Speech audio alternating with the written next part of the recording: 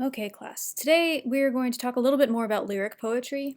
The majority of the class is spent on epic, just because these are much longer and more involved and harder to read over time. But lyric poetry was just as much a part of the ancient world. These poems are shorter, more intimate, and today mostly I'm going to be introducing the lyric poetry of ancient India in the southern part called Tamil Anthologies. I'll contrast at the end of the lecture this tradition with the tradition in ancient China. But so I sort of anticipate today's lecture being a little shorter than usual. Okay, so kind of setting the scene. This is a sculpture of an ancient Tamil figure.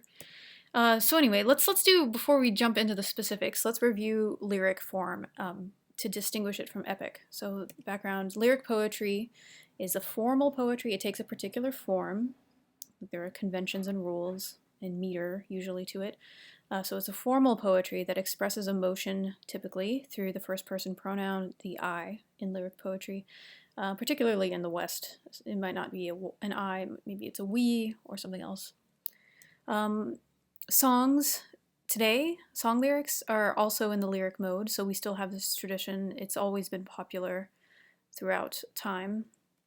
Lyric as a term derives from the Greek version of lyric poetry, which was accompanied by a lyre. So even though we derive this in English through the Greek tradition of lyric poetry, many cultures have lyric poetry. They probably call it something else. But one thing to note is that this kind of art is usually accompanied with music in some way, or there's some sort of rhythm or meter, or I don't know, versification maybe, or singing to it.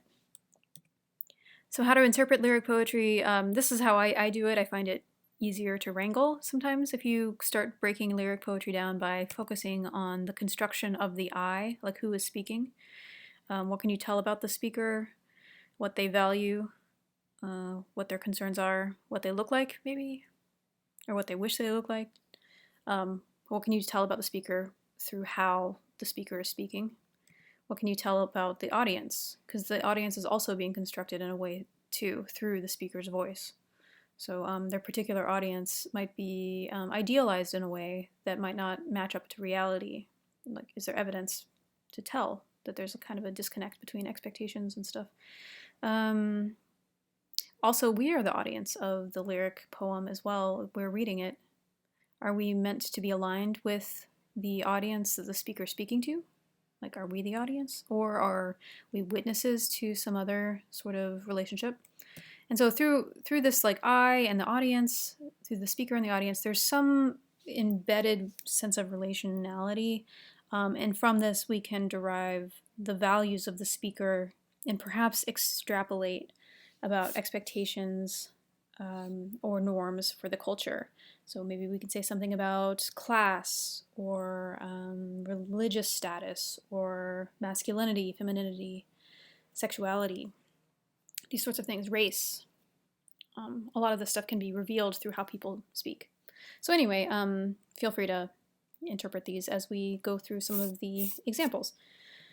The Tamil Anthologies, I'm having a whole unit about them because they're so interesting, and they have so many like very set rules, which are kind of fun. I hope you think so too. But anyway, here's some background of the Tamil Anthologies. So they're called this because of the language that they were written in, ancient Tamil. The Tamil region, the people who spoke this language lived in southern India. So if you know the sort of subcontinent here of India, we're talking about this lower southern region. Typically, this has been the sort of richer area of India. The Tamil Anthologies were associated with nobility from the beginning. I mean, most literature is associated with nobility in some ways because that's why it survives, because people are rich. But anyway, you might think about that a little bit. The Tamil Anthologies are often juxtaposed to the writings that come out of the north of India, which are much more steeped in the sort of Hindu traditions of philosophy and religion. So the Tamil Anthologies, they come from two different sources. Ancient India ancient writers in India love numbers, so all of their ancient texts have some kind of number thing going on. They were really forward in math before other regions of the world. So anyway, I don't know the significance of these numbers, but anyway, one of the books is called the Eight Anthologies, translated. Here it is in Tamil. It's this kind of beautiful swirly language. One of them, some of the Tamil anthology poems come from the 10 songs. Okay. People typically date these poems from in their composition. The sort of height, or the standard date for the composition is 100 to 250 AD. So a little bit later than some of the other texts we're reading. We'll think about Rome in the same sort of time period and later in the semester. But other scholars argue that they were composed much earlier and just sort of refined and made better over the years. But anyway, they're the earliest literary works in classical Tamil, this language, which is a Dravidian language of southern India and Sri Lanka. So it comes from here. If you get interested in like linguistic families, you can do more research about like the languages that, you know, evolve from these languages and spread. But they're different than Sanskrit, for example. So one cool thing that we'll note very soon is that men and women both wrote in this tradition. So in the West, we really only had Sappho as our one woman poet. But in this tradition, it was, you know, not just as common, but like women could write and were writing these poems, and they were writing them in the voice of a female, also in the voice of a male, and vice versa. A man could write in the voice of a woman and the voice of a man, whatever. It was a very kind of like interesting, loose tradition. One thing is, unlike Sanskrit poems that we haven't studied these yet, but we're about to study this major Sanskrit poem, the Ramayana.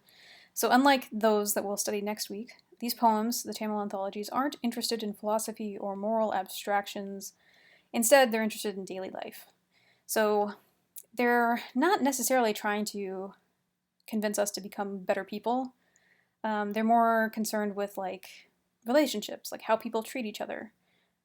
Maybe there's some like ethics involved there, but it's not the same as the sort of religious, philosophical mandates of the Ramayana that we'll read starting next week.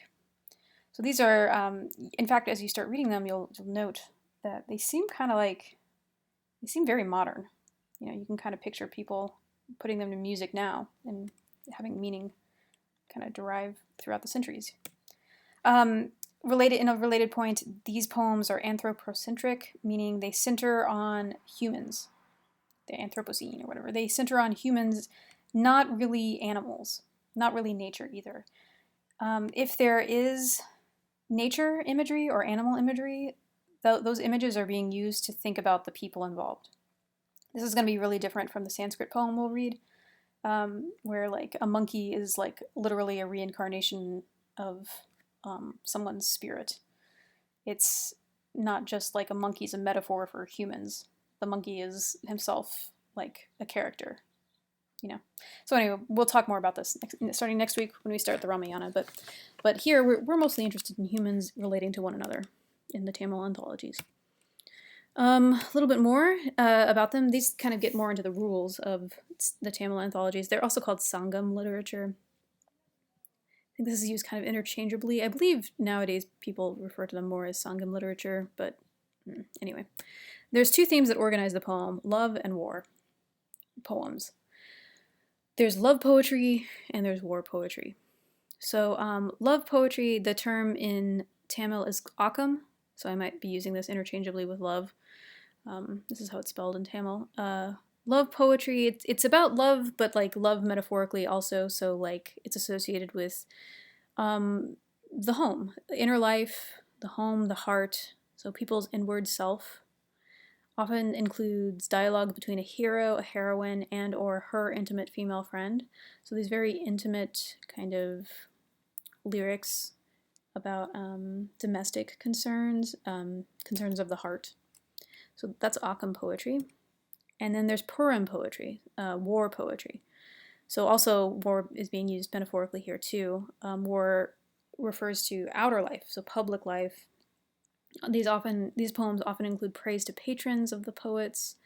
They might be about soldiers, literally, but maybe just, encountering the outer world in general. One thing to kind of step back and note is we didn't term it this way when we talked about Nostos and Kleos, but you can kind of see a little bit of a connection there, that like there's a concern with outer life with Kleos poetry, the glory in warfare and being a soldier in ancient Greek world, versus Nostos, the glory in having a very good home life and all that. Maybe there's a little bit there.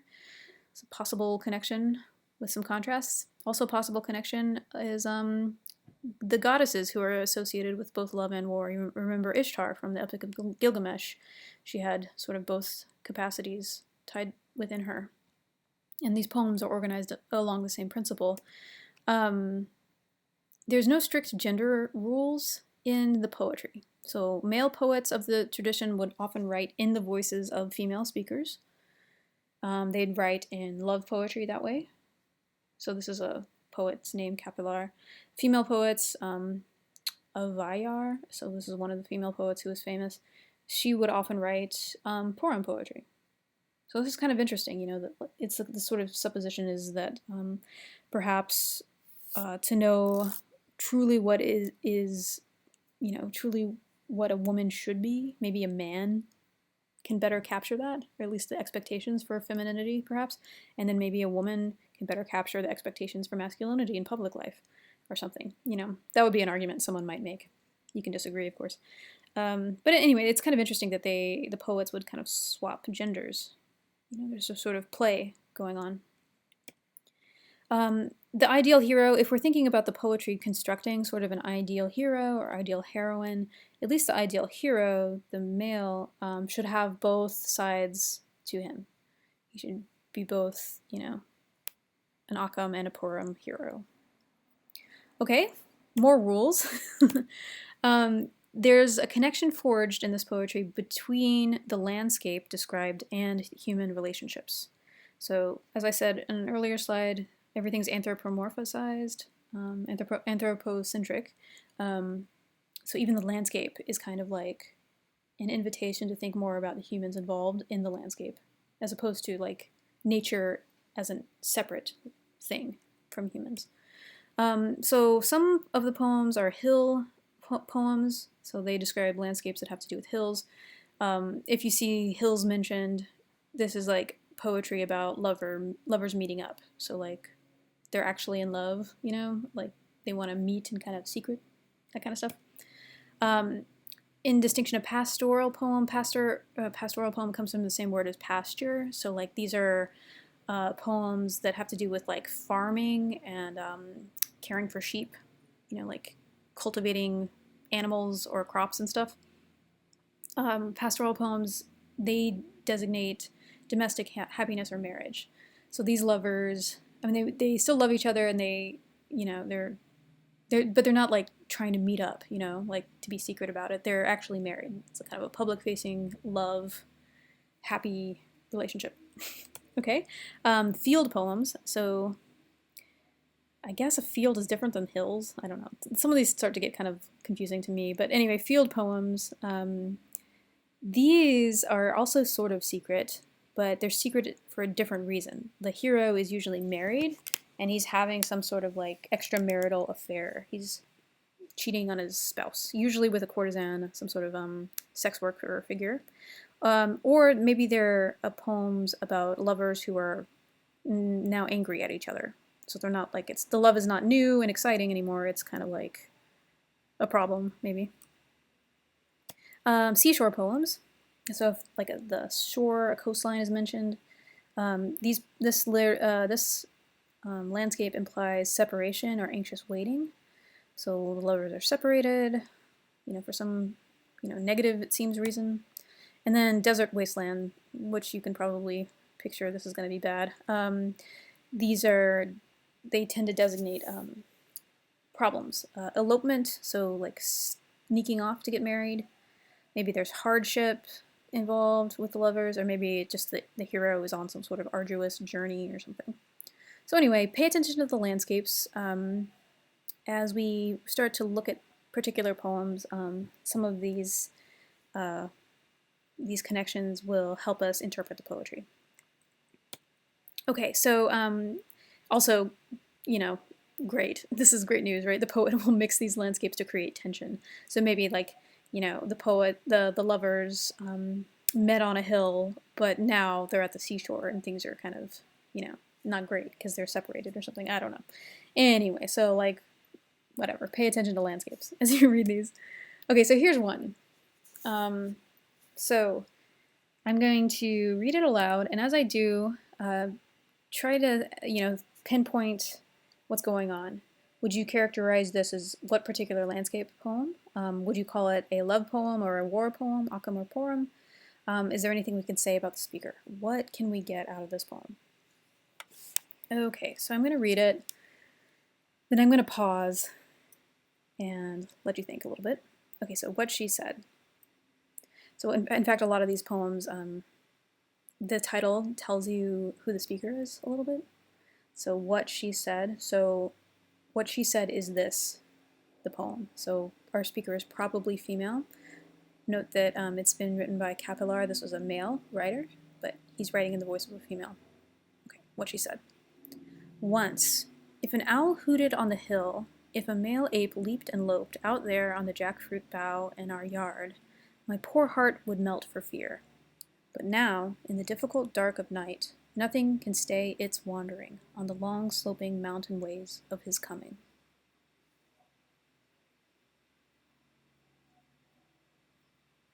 Okay, I'm going to read it again.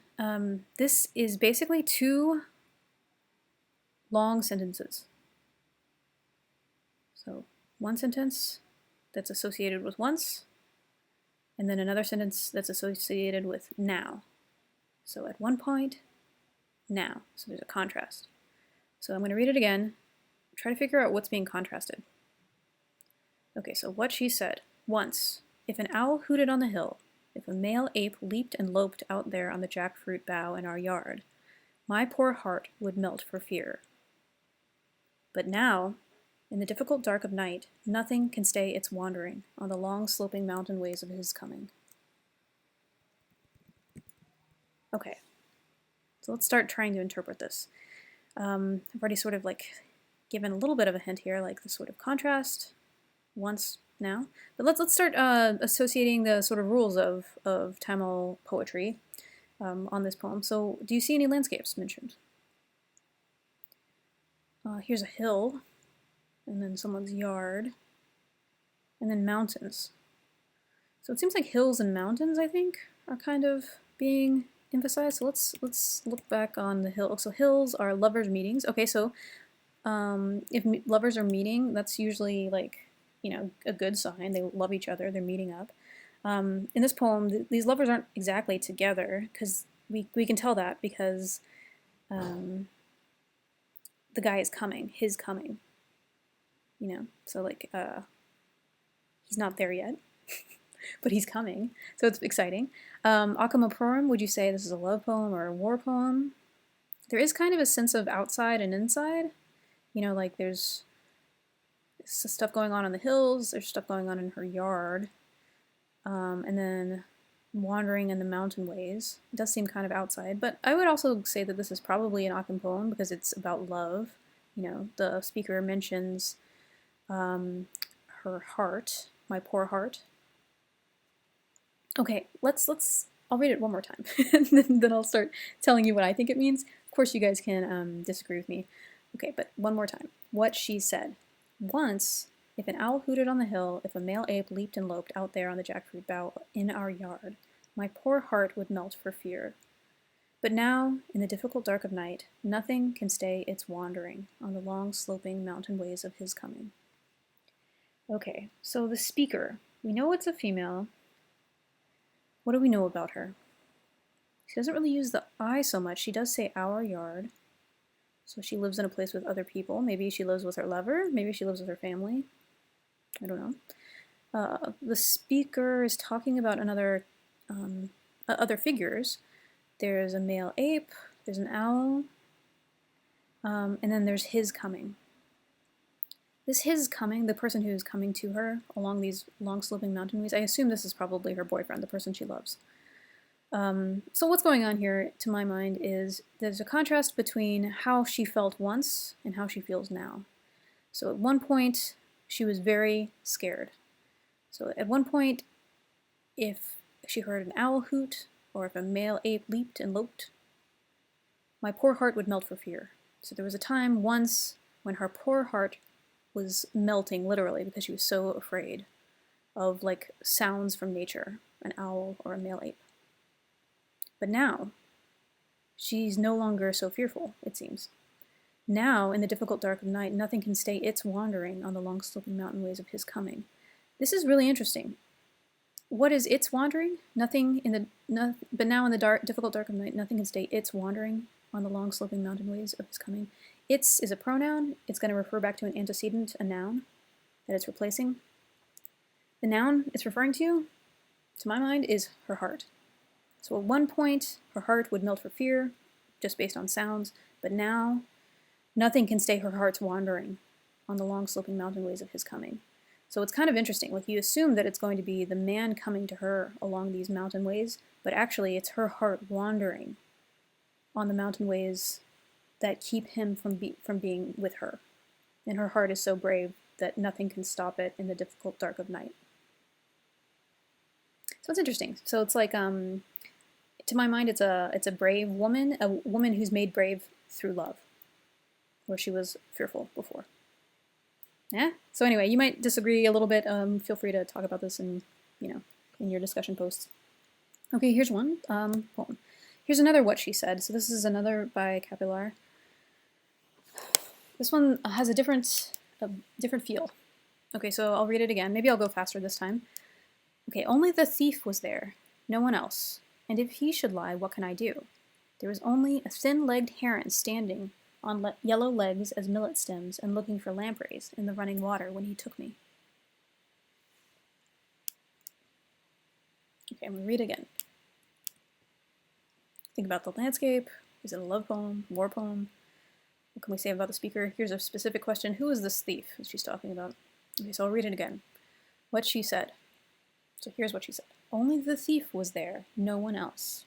And if he should lie, what can I do? There was only a thin-legged heron standing on legs yellow as millet stems and looking for lampreys in the running water when he took me. Okay, so what is the landscape? Seems like they're alone. There's a heron standing in running water. So what would that fit with? Running water. I don't know. It doesn't really, maybe field? No? It doesn't really say. It's running water, so I'm not really sure. It could be potentially anything. Let's go back. Akama poem seems to me to be about love. There really is only two people mentioned, the thief and me. There's also a heron. Okay, what can we say about the speaker? Only the thief was there, no one else. And if he should lie, what can I do? There was only a thin-legged heron standing on legs yellow as millet stems and looking for lampreys in the running water when he took me. So she's being kind of either playful here with this question, or, I don't know, maybe she's kind of helpless. If he should lie, what can I do? She's kind of emphasizing her powerlessness, in a sense. The note for this thief thing, it says that it's hard to render in English, but it's meant to be a little more playful than the word thief usually implies in English. Usually thief is something bad, like someone who steals. But this one is someone who's like kind of sneaky, stealing something in a kind of exciting or maybe childlike way, maybe less bad. Someone's a thief when they steal a kiss or something like that. That might be a bad example, but at least in ancient times, thinking about someone stealing a kiss or something, might not necessarily be taken as something like inherently bad. It certainly is a lack of consent. I don't approve of it nowadays, of course, no, but like This is the ancient world, of course. And something I think similar is kind of going on here, that like there's a thief, but what is the thief taking? Down here, we learn that they were only the ones, the only two that were there were the thief and me. If he's a thief, what is he taking? He took me. What does this bring to your mind? At least in English, it's probably in the original too, because I can't imagine this not being suggestive sexually. But to take someone takes you, took you. This is the same sort of word as like ravish, or like ravish sometimes has a rape connotation to it, like when he raped me sort of thing. But it could be also a little ambiguous whether she's into it. When he took me, when he ravished me, when he seduced me, perhaps. So maybe she's more consenting. So, you know, I don't know where you guys come on what side. You know, either you would assume that the thief is someone who's literally stealing something from her, raping her, when they're alone. Or perhaps it's a thief that she's fond of, and he's seducing her and taking her innocence, but in a way that she might have consented to. So I think, you know, there's possible ways to interpret both. And I think we're sort of invited to think that things are a little bit tricky, I guess, you know? Maybe she's being coy. Even in the lines of the poem, the form of the poem, it kind of reminds me of water running. There was only a thin-legged heron standing on legs yellow as millet stems and looking for lampreys in the running water when he took me. So the heron looking for lampreys. Lampreys are little fish. The heron is trying to take the lampreys out of the water. You know, they're hunting. So maybe there's like a sort of hunting metaphor with predator and prey being aligned with this like romantic relationship between the thief and the speaker. There's also a little bit of a pun here, you might not have noticed, but lie. Only the thief was there, no one else. If he should lie, what can I do? If he should tell a lie, like if he should not tell the truth, what can I do? Or perhaps, you know, because there seems to be a situation where they're having sex with one another when he took her by the running water. If he should lie, you know, potentially he might be lying down and she might be lying down too. So anyway, interesting. So these poems, you know, they're quite modern in a way, you know. Okay, I'll move on. I'm curious what your thoughts are about this. Okay, here's another What She Said. This is by this other writer, Vinputi. This one is different vibe from a female speaker. I am here. My virtue lies in grief, in the groves near the sea. My lover is back in his hometown, and our secret is with the gossips in public places. Ouch, something bad has happened here. So let me, I'll read it one more time. Think about landscapes. This one jumps around with landscapes a lot. Think about love and war poems. What can we say about the speaker? Okay, but I think focus on landscapes here. So I am here. My virtue lies in grief in the groves near the sea. My lover is back in his hometown, and our secret is with the gossips in public places. Okay, so landscapes. There's one landscape where she is. There's the landscape where her virtue is, which is in groves near the sea. Remember, seaside landscape poetry refers to like separated lovers. So this is interesting. Like usually it should be separated lovers along the seashore, but actually I am here. She is separate from her virtue. She's also separate from her lover. Her lover is back in his hometown. So she's here. Lover's in his hometown. My virtue's back around the seashore. Maybe that's where they met and had sex with each other. That's how you lose your virtue, I guess, in the ancient world. Meanwhile, their secret is with the gossips in public places. Uh-oh. Their secret, maybe their secret relationship, maybe the secret that they had sex with one another. I don't know. Maybe other secrets, potentially. But anyway, it's not just their secret, because now the secret lives in the public places with the gossips. Uh-oh. Not great. So one cool thing is, in terms of an Achaemenid poem, this is obviously a poem about love. You know, these lovers, the speaker and her lover. But also, it has aspects of the poem as well, the public places. So there's a way in which the love that they have for one another can transcend the sort of domestic space. And that's the point of this poem, that they're their intimate connection is not only theirs any longer, it's in everyone else's mouths as they gossip about them. So anyway, it kind of turns into sort of a war poem by the end. Yeah. Anyway, I like this one. Cool. So yeah, you can kind of like envision a whole world kind of society based on what few words this woman is saying. Okay. Let's do a different speaker. So a lot of the she said ones, there's some what he said, and then there's a genre that the speaker is the friend of the girl, what her girlfriend said. So this is like, usually the girlfriend is like, the best friend of the female lover. So this is what her BFF says, I guess. Okay, in the seaside grove where he drove back his chariot, the natal flowers are on the ground, some of their thick petals plowed in and their stalks broken, by the knife edge of his wheel's golden rims, furrowing the earth. So in the seaside grove where he drove back in his chariot, the natal flowers are on the ground, some of their thick petals plowed in and their stalks broken, by the knife edge of his wheel's golden rims furrowing the earth. Okay, so the landscape, again we have a seaside, lovers separated. Akam Apuram seems like a love poem, but a love poem where the love has gone wrong. What can we say about the speaker? She doesn't say much about herself. This is what the girlfriend said, right? She's just describing a scene at a seaside where he drove back. Really, all she describes is the male. He drove back, and then what he does in driving his chariot. He drives back in his chariot. Meanwhile, there's these flowers on the ground, and the chariot is plowing in and breaking the stalks of these flowers.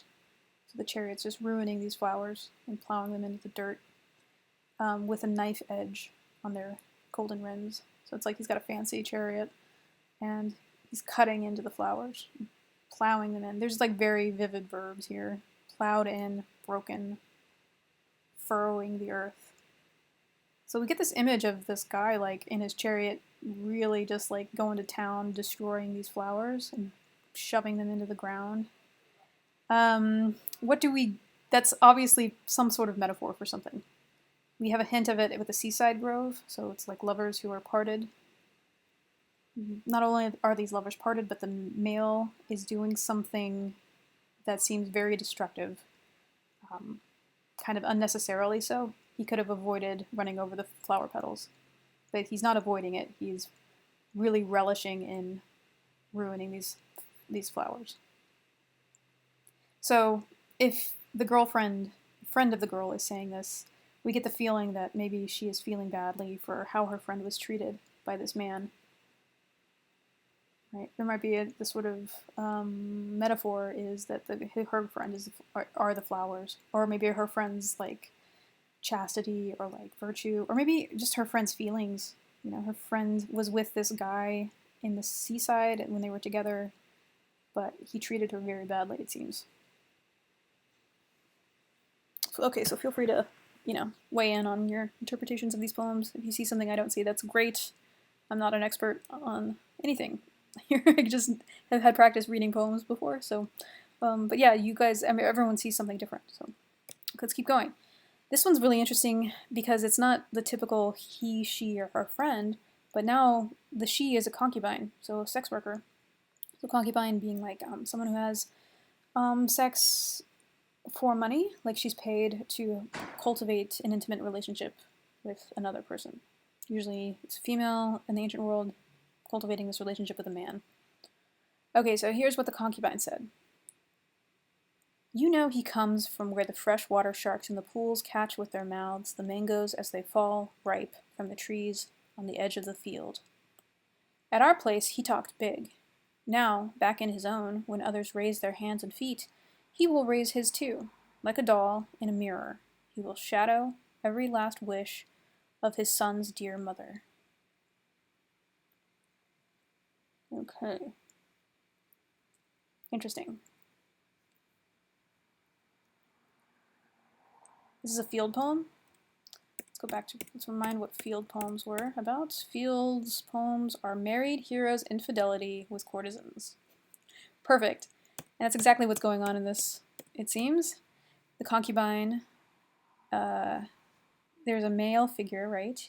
Back in his hometown, he comes from, blah, blah, blah. So there's a concubine, and we know that he's married. We know he's married because of this last line here. His son's dear mother. So the he has a son, and the son has a mother. This is a very strange way of referring to the man's wife, or maybe girlfriend, but like, note that the way she constructs this line is very deliberate. His son's dear mother. Interesting. Okay, I'm going to read it again. Okay, what the concubine said. You know he comes from where the freshwater sharks in the pools catch with their mouths the mangoes as they fall, ripe from the trees on the edge of the field. At our place he talked big. Now, back in his own, when others raise their hands and feet, he will raise his too. Like a doll in a mirror, he will shadow every last wish of his son's dear mother. So, I get the feeling that this woman is upset. She's very angry. Or maybe she's hurt, and she's disguising that hurt with her anger. She's certainly angry at this guy. And she tells us why. So first off, she contrasts where he's from to where they were together. So he comes from a place where freshwater sharks in pools catch with their mouths mangoes as they fall, ripe from the trees on the edge of the field. So not only is there a field poem, so we're signaling about infidelity, but like this guy comes from a place where it's very easy to live. Like this is where sharks living in pools catch ripe mangoes as they fall. What could be easier than that? So this guy comes from a place, it's metaphor here, but he comes from a place where living is really easy to do. He's lucky, maybe he's privileged. At our place, he talked big. So when the guy was with the concubine, he talked big. I'm not exactly sure what that means. I think if we heard that now in English, we'd be like, he talked like a big man. He had big plans, big ideas. Maybe he made her a lot of promises. So at our place, he talked big, but now back in his own place, where things are easy for him, when others raise their hands and feet, he will raise his too. So back at his own place, he does exactly what other people do. When they raise their hands and feet, he raises his too. And not only is he just doing what other people do, she's very descriptive in how imitative he is. He's like a doll. A doll is an imitation of a human, right? It's a toy. It's not real. So he's like a doll in a mirror. So he's like an imitation human in a mirror. And mirror is, a reflection of a human. It's not real either. So like a doll in a mirror, he will shadow every last wish of his son's dear mother. So like dolls, mirrors, shadows, these are all sort of images or things that reflect or serve to be like, they're like images of a human, but it's not the same as a human, He's not talking like he did back at their place when he talked big. Instead, he's acting like a doll in a mirror who's shadowing every last wish of his son's dear mother. So, look how small he's gotten in his own place. He does nothing on his own, with his own will. He just shadows other people, and specifically, the mother of his son. So, clearly the concubine is mad at this man for having talked big with her, but then, totally falling flat on his promises to her. She's also, I think, has some resentment for the man's wife. I think more for the man, though, because he's not fulfilling the big talk he had at their place, if that makes sense. So anyway, I like this poem a lot myself. It's like, wow, this is a lot of passion and emotion being conveyed here. Which is what's great about lyric poetry. Okay, let's keep going. So here's another, what she said. Let's see. Bless you, my heart, the shell's bangles slip From my wasting hands, my eyes sleepless for days are muddied. Get up, let's go out of this loneliness here. Let's go where the tribes wear the narcotic wreaths of cannabis. Beyond the land of Kati, the chieftain with many spears. Let's go, I say, to where my man is, enduring even alien languages. It's interesting.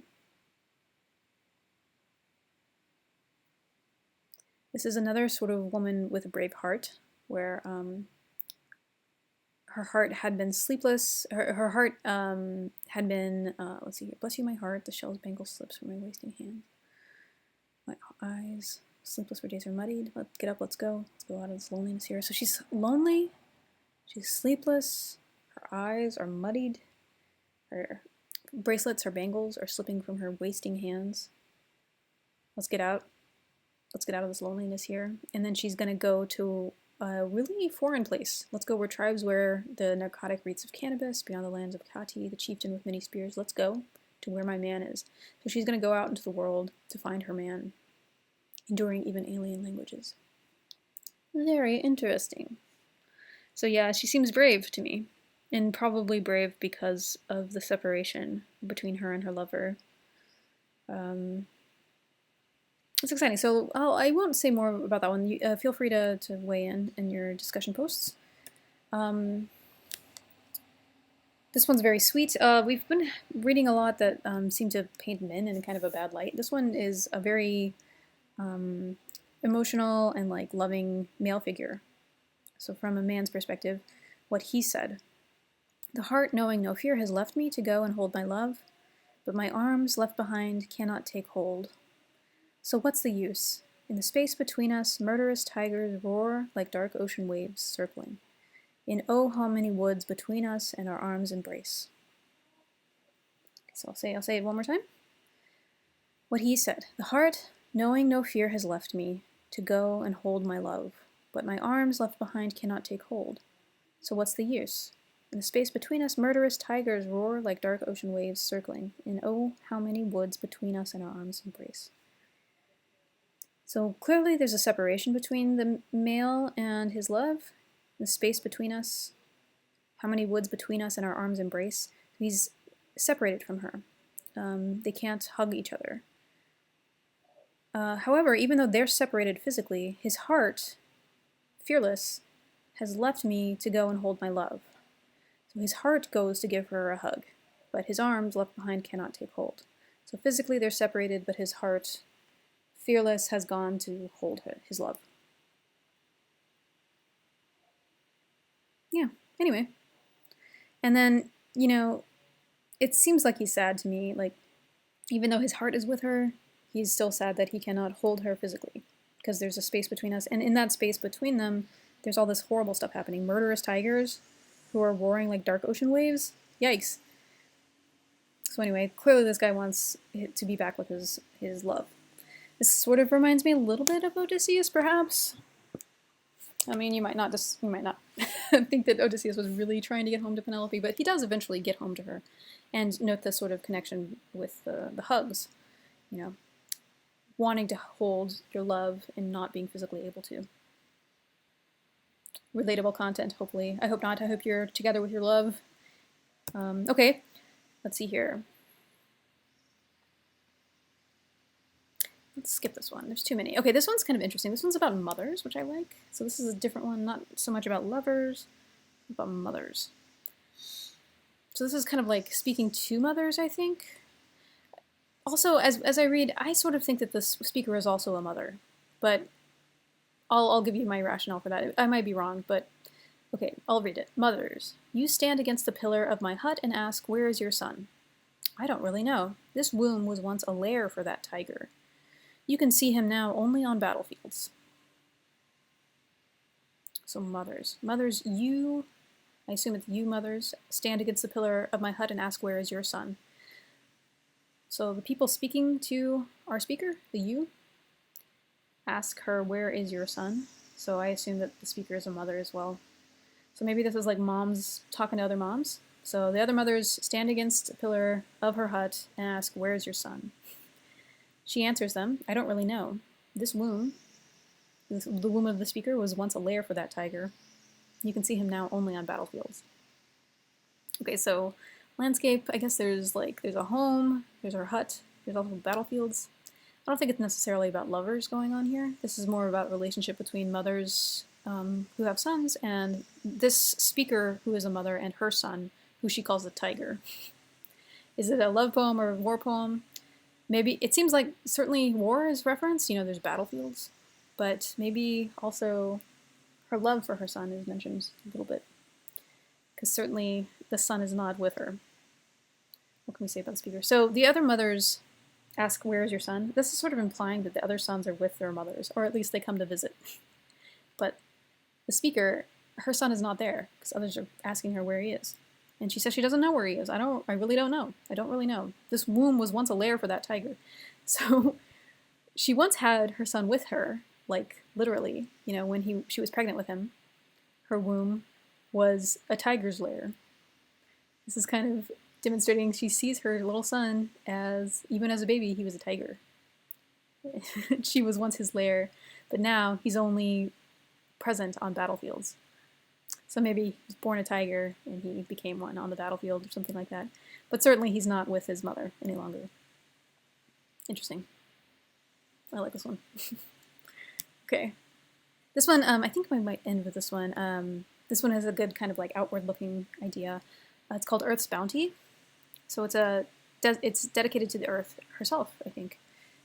Bless you, Earth. Field, forest, valley, or hill, you are only as good as the good young men in each place.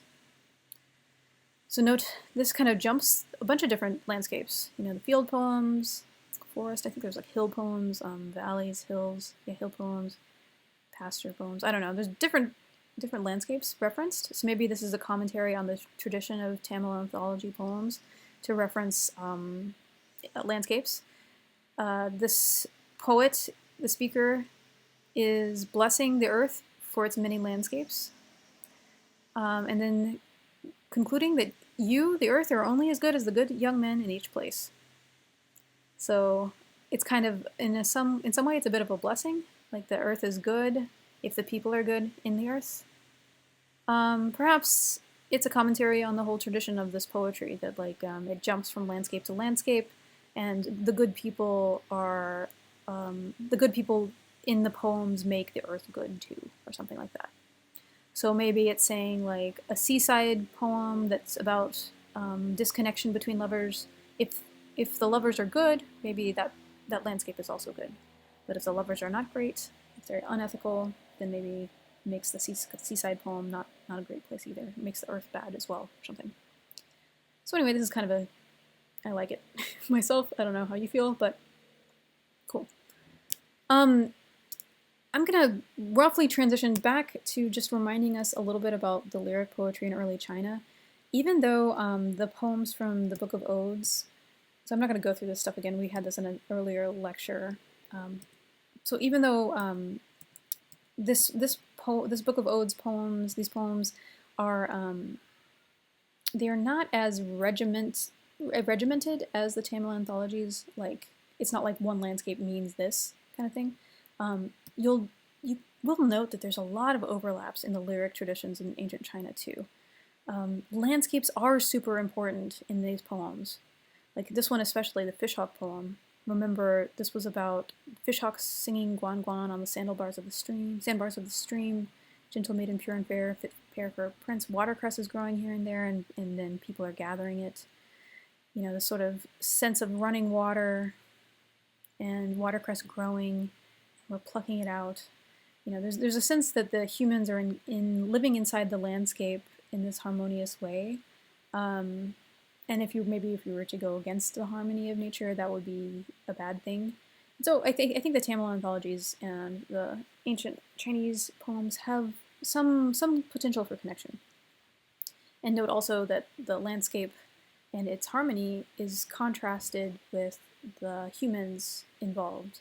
The young man who wants the gentle maiden but can't have her, whatever. He seeks her, thought of her, and he's tossing because he can't sleep. Okay. Here's one we didn't talk about last time. I'll read it now, but this one seems like it could be a What She Said poem. So this is our translation. I learned from some students last year that this is not the best translation into English, but you know, that's all we can do really. But okay, so plums are falling, 7 are the fruits, many men want me, let me have a fine one. Plums are falling, 3 are the fruits, many men want me, let me have a steady one. Plums are falling, catch them in the basket, many men want me, let me be the bride of one. So our speaker is female. It's not called what she said, but I think we could probably assume this is female. The assumption being that there's many men around who want her or want the speaker. Could be potentially a boy, but at least in the ancient tradition in China, it seems like heterosexuality is assumed as the standard. And she's going to be the bride of one. It's probably a female, right? But note, like, it's very repetitive. Plums falling, plums falling, plums falling. Men want me, men want me, men want me. Lots of repetition. You could see this as a song. But the thing that changes is the numbers. 7 of the fruits, then there's 3, and then she wants 1. Let me be the bride of one. And so as the numbers get smaller, also her desires change. When there's 7 fruits, she wants a fine man. When there's 3, she wants a steady one. And then when there's just 1, I think, or at least when we don't know, when we're going to catch the plums in the basket, when you actually want to catch a plum, maybe she just needs 1. So this seems to me to be about like a young lady who is kind of coming to the realization that she only really wants to be the desire of one man, even though many men want her. So this sort of like instructions for women to like, this is me extrapolating. This is sort of like an instruction for like idealized femininity to kind of channel their desires and channel their expectations for men to one man. So this seems to kind of suggest, the good of being monogamous, woman faithful to one man. Yeah. You might push against that, like, many men want me. Maybe she really likes the fact that many men want her. She's hoping for a fine one. She's hoping for a steady one. There might also be a suggestion here that, like, maybe she's aging. Like, when there's 7 fruits, when the season is really ripe, when there's 7 fruits to choose from, she wants a fine one. She wants, like, a really good one. When there's a lot less, half as many, when there's 3, she wants a steady one. Maybe she's getting more practical. Yeah. Maybe she's getting older. And then when she wants to actually catch one in the basket, she just wants one good one. She just wants 1. Anyway, so maybe there's something going on like that too. Okay, but one thing to kind of contrast it with the Tamil Anthologies is this woman and the man that she'll marry, they don't seem to have had a relationship yet. She seems very virginal in my mind. She's sort of choosing. But she does have the potential to have many lovers, apparently. Okay, keep going. The Dead Roe Deer, this one also reminds me a lot of one of the Tamil poems. Remember this one, this is the Dead Roe Deer in the meadow, wrapped in white rushes, and then it's being juxtaposed to a maiden's heart that was filled with spring, and then a gentleman led her astray. So this sort of idea that like a woman was led astray by some guy who did not treat her well, and now that that's being kind of like, that's being connected in a way to this metaphor of a dead deer in the forest.